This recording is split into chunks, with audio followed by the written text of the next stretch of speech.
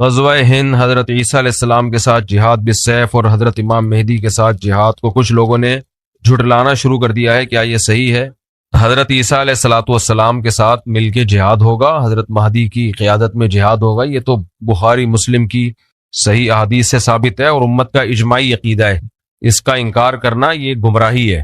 باقی دیکھو, نبی صلی اللہ علیہ وسلم نے جتنی بھی مستقبل کی پیش گوئیاں کی ہیں ان میں کچھ تو پوری ہو چکی ہیں. آپ صلی اللہ علیہ وسلم نے پیش گوئی کی تھی ایک آگ نکلے گی, مجھے پوری حدیث کے الفاظ یاد نہیں ہیں, بہت یعنی ظاہر ہے حدیث پڑھے ہوئے 20-25 سال ہو گئے. یہ والی حدیث ہے, اس کی بات کر رہا ہوں کہ اس سے اونٹوں کی گردنیں روشن ہو جائیں گی. تو علامہ نووی رحمہ اللہ نے لکھا ہے کہ یہ آگ لگ چکی ہے دنیا میں, بہت بڑی آگ لگی تھی عرب میں. تو یہ نبی صلی اللہ علیہ وسلم کی پیش گوئی پوری ہو چکی ہے آج سے کئی سو سال پہلے. تو ایسے ہی نبی صلی اللہ علیہ وسلم کی جتنی بھی پیش گوئیاں ہیں کچھ پوری ہو چکی ہیں, کچھ پوری ہوں گی. لیکن نبی نے جو بھی مستقبل میں ہمیں بتایا کہ ہوگا اس میں ہمارا ایمان ہے ہوگا, لیکن ہم نے جو فیصلے کرنے ہیں وہ ان پیشگوئیوں کی بیس پہ نہیں کرنے ہیں. ہم نے موجودہ حالات کو سامنے رکھ کے فیصلہ کرنا ہے کہ ہمیں کیا کرنا چاہیے اور کیا نہیں کرنا چاہیے. ابھی ایک صاحب آئے میرے پاس ملنے کے لیے کہ فلاں ملک میں امام مہدی آئیں گے, تو میں ابھی وہیں جا رہا ہوں اور وہاں کچھ کرنے کا پروگرام ہے. میں نے اس کو روکا, میں نے کہا تمہارا دماغ خراب ہو گیا ہے, کہہ رہے امام مہدی وہاں نہیں آئیں گے. میں نے کہا آئیں گے نہیں آئیں گے یہ ایک الگ بحث ہے, جب آئیں گے وہ آنا ہوگا. آپ وہ کرو جو شریعت آپ کو ابھی حکم دے رہی ہے. اب امام مہدی دریافت ہوں گے, لوگ ان کو تلاش کریں گے بیت اللہ میں طواف کرتے ہوئے. تو اب یہ تھوڑی کہ میں عمرے پہ چلا جاؤں کہ امام مہدی آنے والے ہیں, مجھے کیا پتا کب آئیں گے. جب جو کام ہوگا وہ ہو کے رہے گا. ہم نے وہ کرنا ہے جس کی شریعت جس کا ہمیں حکم دے رہی ہے. دیکھو نبی صلی اللہ علیہ وسلم کی سیرت میں جہاد بھی نظر آئے گا آپ کو, دعوت بھی نظر آئے گی, برداشت بھی نظر آئے گا, انتقام لینا بھی نظر آئے گا. یہ سب چیزیں نبی صلی اللہ علیہ وسلم کی سیرت میں ہیں. انتقام بھی لیا آپ نے, برداشت بھی کیا آپ نے, جہاد بھی کیا آپ نے, جہاد کو ٹالا بھی ہے آپ نے. صلح حدیبیہ میں آپ نے جہاد کو ٹالا ہے. یہودیوں سے دشمنی بھی کی, ادھر توجہ کریں میری طرف, ادھر کیا دیکھ رہے ہیں. یہودیوں سے آپ نے دشمنی بھی کی اور یہودیوں سے معاہدے کر کے ایگریمنٹ بھی کیے جنگ بندی کے. تو اس سے پتہ چلتا ہے بھائی اسلام ہمیں حکم دیتا ہے گراؤنڈ ریئلٹی, زمینی حقیقت کو سامنے رکھ کے فیصلہ کرو. زمینی حقیقت کو سامنے رکھ کے فیصلہ کرو کیا کرنا چاہیے اور کیا نہیں کرنا چاہیے. تو دو میدان ہیں جو اسلام نے ہمیں دیے. ایک میدان ہے دعوت کا اور ایک میدان ہے جہاد کا. تو جہاد کے میدان میں یہ فیصلہ کرنا پہلے ضروری ہے کہ کہاں ہوگا کہاں نہیں ہوگا, اس کے اسباب کیا ہیں آپ کے پاس. نبی صلی اللہ علیہ وسلم نے مکہ میں 13 سال جہاد نہیں کیا, اسباب نہیں تھے. نوح علیہ السلام نے 950 سال جہاد نہیں کیا, اس لیے کہ 40-50 لوگ پوری قوم سے نہیں لڑ سکتے تھے. بنی اسرائیل نے حضرت موسیٰ علیہ السلام جب تک نہیں آئے فرعون کے خلاف بغاوت نہیں کی, اور موسیٰ علیہ السلام کے آنے کے بعد بھی بغاوت نہیں ہوئی ہے. کیوں؟ فرعون بہت طاقتور تھا, وہ بنی اسرائیل کے بچے ذبح کر رہا تھا. تو جو قوم اپنے بچے ذبح ہونے سے نہیں بچا سک رہی, وہ اس کے خلاف تلوار لے کے کیسے چڑھ جاتی فرعون کے خلاف, اتنا طاقتور تھا. تو اللہ نے وہاں بھی اسباب اختیار کرنے کا حکم دیا. موسیٰ علیہ السلام سے فرمایا وَأَوْحَيْنَا إِلَىٰ مُوسَىٰ وَأَخِيهِ أَن تَبَوَّآ لِقَوْمِكُمَا بِمِصْرَ بُيُوتًا وَاجْعَلُوا بُيُوتَكُمْ قِبْلَةً, کہ اے موسیٰ آپ اپنی قوم سے کہہ دیں کہ اپنے گھروں میں نماز پڑھو اور اللہ کی مدد کا انتظار کرو. بس یہ نہیں کہا کہ جا کے جو ہے نا فرعون پہ چڑھائی کر دو. صبر صبر صبر. اور پھر ایک دن حکم آیا کہ بنی اسرائیل کو لے کے آپ مصر سے نکل جائیں. وہاں بھی فرعون نے پیچھا کیا ہے, تو وہاں بھی یہ حکم نہیں دیا فرعون پہ چڑھائی کر دو. وجہ کیا ہے؟ طاقت کا توازن بولو ہے ہی نہیں, کوئی برابر بھی نہیں ہے نا. کوئی انتہائی طاقتور کے سامنے انتہائی کمزور. ہاں کہیں معجزہ ہو گیا تو ایک الگ بات ہے کہ کمزور کو اللہ نے بہت زیادہ طاقتور پہ غالب کر دیا, یا اللہ نے خود حکم دیا ہو کمزور کو کہ براہ راست کے لڑو, تو پھر تو لڑنے کے علاوہ کوئی آپشن نہیں ہے. جب تک آسمان سے وحی نہیں آ جاتی وہاں پھر اللہ کا حکم یہی ہے ان یکم منکم مئۃ یغلبوا مئتین, 100 اور 200 کا ریشو کم از کم ہونا چاہیے. آدھی طاقت ہونی چاہیے. آدھی بھی نہیں ہے تو پھر اجازت نہیں ہے لڑنے کی. اتنی طاقت ہو تو جا کے کرو یہ کام, ورنہ آرام سے بیٹھے رہو, اس سے بھی جاؤ گے جو ہے.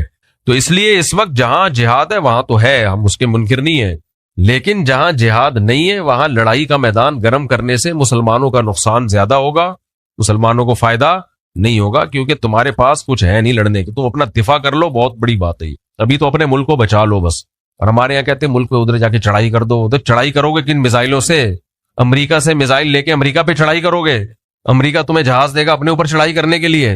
تو ابھی اپنے ملک کو بچا لو کسی طریقے سے، اس کی سالمیت خطرے میں ہے، ابھی سب سے بڑا جہاد یہی ہے کہ ملک بچا لو آپ۔ تو دوسرا میدان ہے دعوت کا۔ دعوت کا میدان کیا ہے؟ نرم، اس میں تلوار نہیں ہے، جو تبلیغ ہے۔ موسیٰ علیہ السلام کو اللہ نے فرعون کے پاس بھیجا، قولا لہ قولا لینا لعلہ یتذکر او یخشی، فرعون کے سامنے جا کے بھی آپ نے نرم لہجے میں بات کرنی ہے۔ تو فرعون سے بڑا ظالم دنیا میں کوئی ہو سکتا ہے؟ اور موسیٰ علیہ السلام سے زیادہ افضل دنیا میں کوئی ہو سکتا ہے؟ اتنے جلیل القدر پیغمبر کو کہا جا رہا ہے کہ ایسے ظالم کے سامنے بات کیسے کرنی ہے؟ بولو نرم۔ تو آج ہماری دعوت میں نرمی ختم ہو گئی، دعوت میں نرمی ختم۔ جو جہاد کی جو میدان میں کرنے کی چیزیں تھی وہ دعوت کے میدان میں ہو رہی ہیں، اس کو وہ بھی کافر ہے، وہ بے پردہ عورتیں۔ اب بے پردہ عورتوں میں بیان ہو رہا ہے تو یہ تھوڑی بیان ہوگا کہ تم سب جہنم میں جاؤ گے، سے وہ پردہ تھوڑی کر لیں گی۔ وہاں تو ادعو الی سبیل ربک بالحکمۃ والموعظۃ الحسنہ، اس کو تو حکمت سے دین کی دعوت دینی ہے، ان کو تو قریب کرنا ہے دین کی دعوت کے لیے۔ تو یہ بہت بڑا مسئلہ ہے۔ اب گھر میں جو شخص دیندار بن جاتا ہے وہ بدتمیز بہت ہو جاتا ہے۔ گھر میں جو بھائی نمازی پرہیزگار ہوگا وہ کیا ہوگا؟ بدتمیز۔ تو ماں باپ کہتے ہیں باقی سارے نارمل ہیں، یہ کچھ عجیب سی چیز آ گئی ہے مارکیٹ میں۔ اس لیے ہمارے حضرت فرمایا کرتے تھے کہ گھر میں جو دیندار بنتا ہے نا، نماز پڑھتا ہے، اس کو اپنے اخلاق بہت زیادہ اچھے کرنے پڑیں گے، بہت زیادہ اپنے اخلاق کو پہ محنت کرنی پڑے گی اس کو۔ تو دیندار لوگوں کو چاہیے بہت زیادہ احتیاط برتیں، وہ اس سے اللہ ان کے درجات بلند کرے گا۔ بات بہت لمبی ہو گئی، تو خلاصہ کلام کا یہ نکلا کہ بھائی جب امام مہدی آئیں گے جہاد ہوگا، عیسیٰ علیہ السلام آئیں گے جہاد ہوگا۔ ابھی آپ جو زمینی حقیقت کو دیکھ کے جو کرنا ہے آپ وہ کرو۔ لوگ کہتے ہیں میں امام مہدی کا لشکر تیار کر رہا ہوں، بالکل بھی آپ کو اس کی ضرورت بولو نہیں ہے، کائنڈلی آپ یہ کام نہ کریں۔ کہتے ہیں میں عیسیٰ علیہ السلام کے لیے ایک لشکر تیار کروں، رہنے دو بس، آپ وہ لشکر کہیں اور جا کے پھٹے گا، سب کو خراب کرے گا وہ لشکر۔ سمجھتے ہو؟ بہت لوگ آئے ہیں، بہت تحریکیں اٹھی، ہم عیسیٰ علیہ السلام کے لیے لشکر تیار کر رہے ہیں، اور پھر یہ ہمارا یہ لشکر یہاں سے اٹھے گا، ہوتے ہوتے شام میں جا کے حضرت عیسیٰ سے مل جائے گا، وہ انڈا موڑ پہ ہی ختم ہو گیا آ کے۔ تو جو ابواب الفتن ہے نا، نبی سے جو فتن کے ابواب ہیں، وہ ہمیں بتانے کے لیے کہ ایسا ہوگا۔ بس کرنا کیا ہے بھائی؟ کرنا وہ ہے جو آج سمجھ میں آ رہا ہے۔ آپ ایک صاحب مجھے کہنے لگے کہ میں نے کہا کہ اتنی عورتیں بیوہ اور طلاق یافتہ عورتوں کی تعداد بھی بڑھ رہی ہے، ان کا گروتھ ریشو بھی بڑھ رہا ہے، اور مردوں میں موت بھی بڑھ رہی ہے مردوں میں۔ تو انہوں نے کہا دیکھیں تو قیامت کے قریب تو 50 عورتیں اور ایک مرد ہوگا، تو 4 شادیاں بھی کافی نہیں ہوں گی۔ حدیث میں آتا ہے قیامت میں عورتیں اتنی زیادہ ہوں گی، 40 ایک روایت میں آتا ہے 40 عورتوں کے مقابلے میں ایک مرد ہوگا۔ اب یا تو وہ ایٹم بم سے مرد مر چکے ہوں گے یا کیا ہوگا، یہ اللہ ہی بہتر جانتا ہے، لیکن ایسا ہوگا۔ حدیث میں آتا ہے 40 مرد اور ایک عورت یہ ریشو ہوگا۔ تو اب میں کہوں کہ جی چونکہ قیامت میں ایسا ہوگا تو پھر تو اب ایک مرد 4 شادیاں بھی کر لے تو عورتیں پوری نہیں ہوں گی، تو کوئی فائدہ ہی نہیں ہے 4 شادیوں کے۔ ایک صاحب مجھے کہہ رہے تھے فائدہ ہی نہیں ہے، اس لیے تو کیا کریں ہم، تو ایک ہی کرو بس، اب ان کو مرنے دو۔ اور یا کوئی مفتی آگے فتویٰ دے دے کہ قیامت کے قریب 40 عورتیں ایک مرد ہوں گے، تو اس ایک مرد کے لیے 40 عورتوں سے نکاح جائز ہے، ابھی سے ٹریننگ شروع کر دیں ہم، اس کی تیاری، حکیم لوگ دوائیں ایجاد کرنا شروع کر دیں۔ بھئی ایک مرد اور 40 عورتیں ہوں گی تو ایک مرد کو 40 عورتوں سے نکاح تو کرنا پڑے گا نا، تبھی تو عورتیں نمٹیں گی۔ تو اس لیے ہم ابھی سے تیاری شروع کر دیں، دوائیں کھانا لوگوں کو شروع کر دیں، اور فتویٰ دینا شروع کر دیں بھائی 4 سے زیادہ بھی جائز ہے۔ تو کہ یہ عقل مندی کا کام ہوگا؟ کوئی عقل مندی کا کام۔ اب اگر کوئی کہے بھائی ابھی جو ہے نا آپ لوگوں کو سمجھائیں، تیار کریں، 4 سے زیادہ شادیاں کریں کیونکہ ایک وقت آنے والا ہے کہ عورتیں اتنی ہوں گی، تو اس کا جواب کیا ہے؟ بھائی جب وہ وقت آئے گا تو اس وقت دیکھا جائے گا۔ ابھی ہم نے ابھی کے حساب سے اتنی عورتیں نہیں ہیں، ایک کے مقابلے میں 4 بھی نہیں ہیں، تو ابھی کے حساب سے جو ہے نا ہم اس پہ فتویٰ دیں گے، تو مستقبل میں جو ہوگا وہ ہوگا۔ تو ایسے تو حدیث میں آتا ہے کہ جب قیامت آئے گی نا تو ایک شخص بھی اللہ کا نام لینے والا نہیں ہوگا۔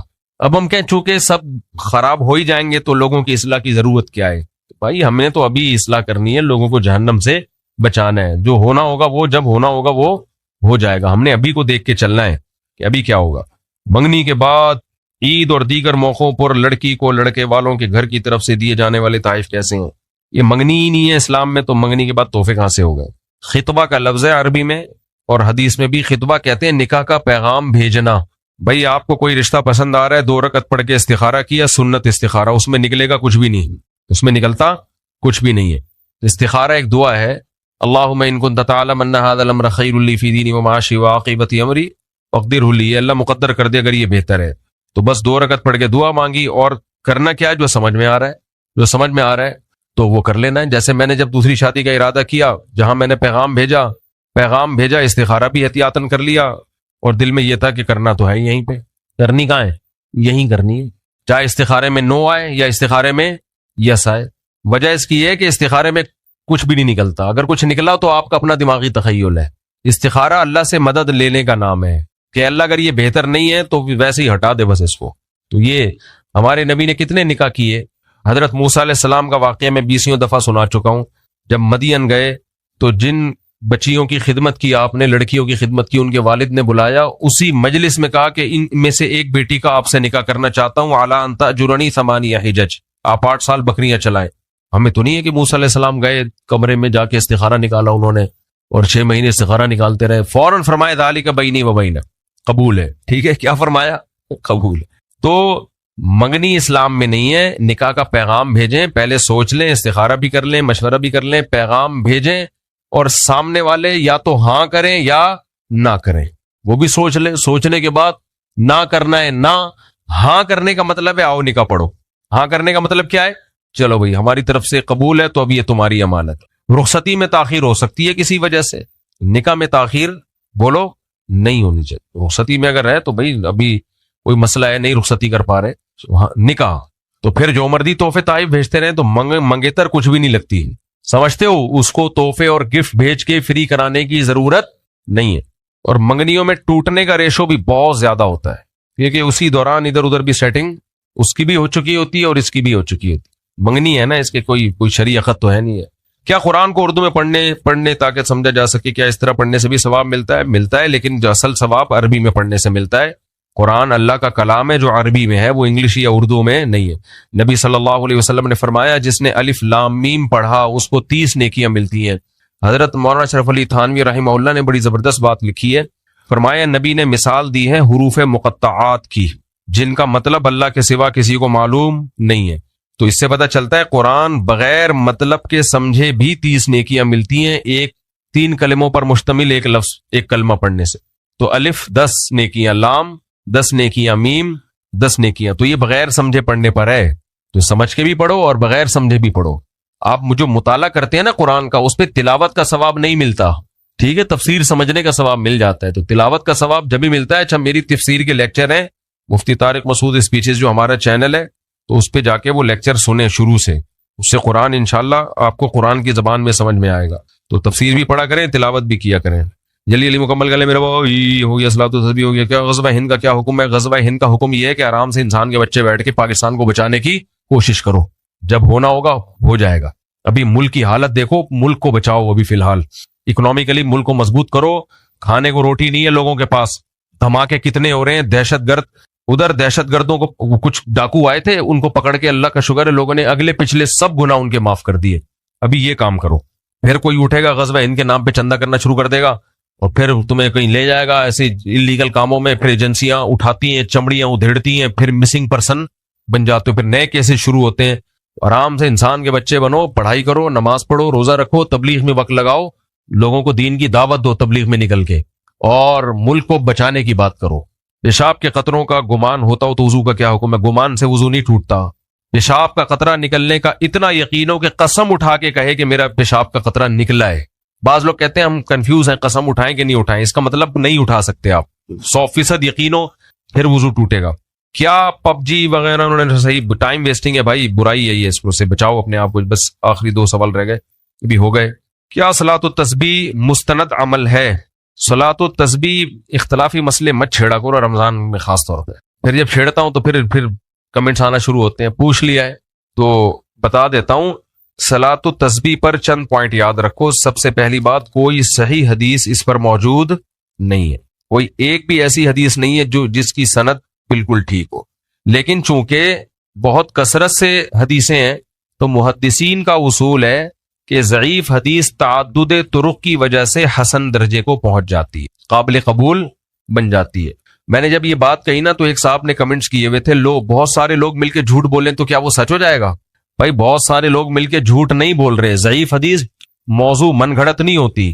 اگر راوی کا جھوٹا ہونا ثابت ہو جائے نا تو وہ حدیث ضعیف نہیں کہلاتی، وہ تو موضوع من گھڑت کہلاتی ہے۔